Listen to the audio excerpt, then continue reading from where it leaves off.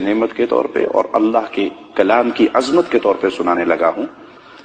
ایک شخص کا مجھے فون آیا امریکہ سے کہ میں بیڈ پر ہوں اور مجھے کینسر ہے اور میں خطرناک سٹیج پہ پہنچا ہوا ہوں اور کچھ ہی عرصے بعد میرا آپریشن ہونا ہے، دعا کیجئے گا۔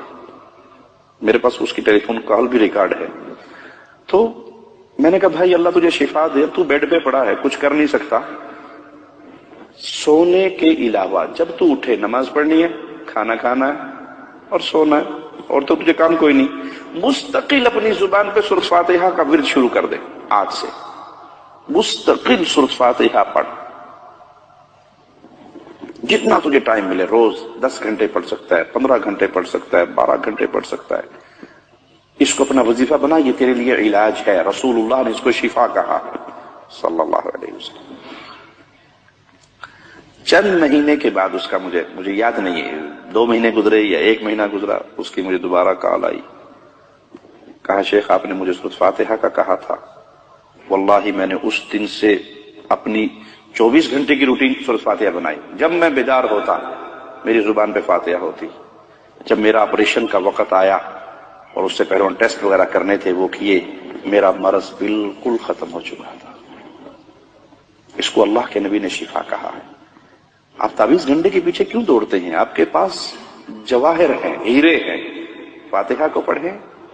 اللہ نے مجھے بیٹی دی خدیجہ، اور اس کے دل میں 2 سوراخ تھے، یمامہ ہاسپٹل ریاض میں وہ پیدا ہوئی، تو پیدا ہوتے ہی مجھے ڈاکٹروں نے جب وزٹ کے لیے میں گیا بیٹی دیکھنے کے لیے، کہا اس کا ایمرجنسی میں فوری آپریشن کرنا ہے، بائی پاس، اس کے دل میں 2 سوراخ ہے، 1 لاکھ ریال کا خرچہ ہے۔ میں نے کہا میرے پاس تو 1 لاکھ ریال کی حیثیت نہیں ہے، میں کہاں سے اس کا آپریشن کروں گا؟ کہا نہیں آپ ٹرائی کریں، کوشش کریں، دیکھیں، لیکن اس کا آپریشن ضروری ہے۔ یہ روتی تھی تو پورا چہرہ اس کا نیلا ہو جاتا تھا۔ میں نے کہا ٹھیک ہے، اللہ آسانی فرمائے گا۔ میں نے بیٹی لی، گھر آ گیا، اور میں نے اللہ کی رحمت سے اسے اپنی گود میں لینا اور سورۃ فاتحہ پڑھنا۔ بعض دفعہ 2 گھنٹے، 3 گھنٹے مجھے ٹائم ملا، آدھا گھنٹہ، جتنا ٹائم ملنا، میں نے مستقل اپنی بیٹی کو گود میں لے کے صرف سورۃ فاتحہ پڑھنی۔ مجھے یاد نہیں کہ وہ 20-21 دن کے بعد دوبارہ یا مہینے کے بعد دوبارہ ہاسپٹل لے کر گیا، تو فائل اسی بچی کی تھی، ڈاکٹر چینج تھے۔ اب وہ مشین سکرین پہ ایکو کر رہے ہیں، نیچے فائل دیکھ رہے ہیں اور اس سکرین کو غور سے دیکھ رہے ہیں۔ مجھے کہتے کہاں سے علاج کروایا آپ نے؟ میں نے کہا کہیں سے نہیں بھی کروایا۔ کہا تو اس کے 2 سوراخ بند ہو چکے ہیں، بالکل ٹھیک ہوگی، نارمل ہوگی ماشاءاللہ۔ میں نے کہا کچھ نہیں کروایا، صرف سورۃ فاتحہ پڑھ کے دم کیا۔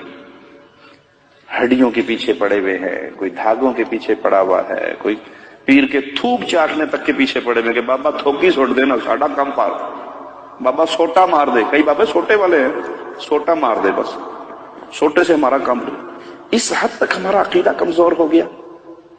ابن مسعود نے اپنی بیوی کے گلے میں اس دھاگے کو برداشت نہیں کیا، توڑ کر اعلان کیا ابن مسعود کا گھرانہ شرک سے پاک ہے، دھاگا باندھنے کو شرک قرار دیا۔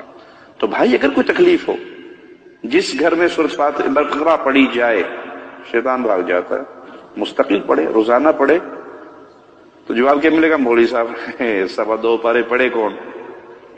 اصل مسئلہ یہ ہے، ہم لگ گئے ہیں رشوت پہ کہ کسی مولوی کو پیسے دو اور ریڈی میڈ تیار شدہ پھکے پھاکے مارے مرائے ٹرینڈ چیز ہمیں تیار ریڈی میڈ مل جائے اور جا کے استعمال کر لیں۔ ہم خود کیوں محنت کریں؟ بھائی خود پڑھو، صبح شام کے اذکار پڑھو، سورۃ فاتحہ پڑھو، آیت الکرسی پڑھو، فلق اور ناس پڑھو۔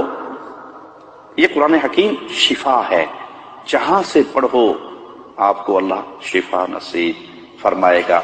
ہاں یقین ہو کہ یہ میرے رب کا کلام ہے اور یہ شفا ہے۔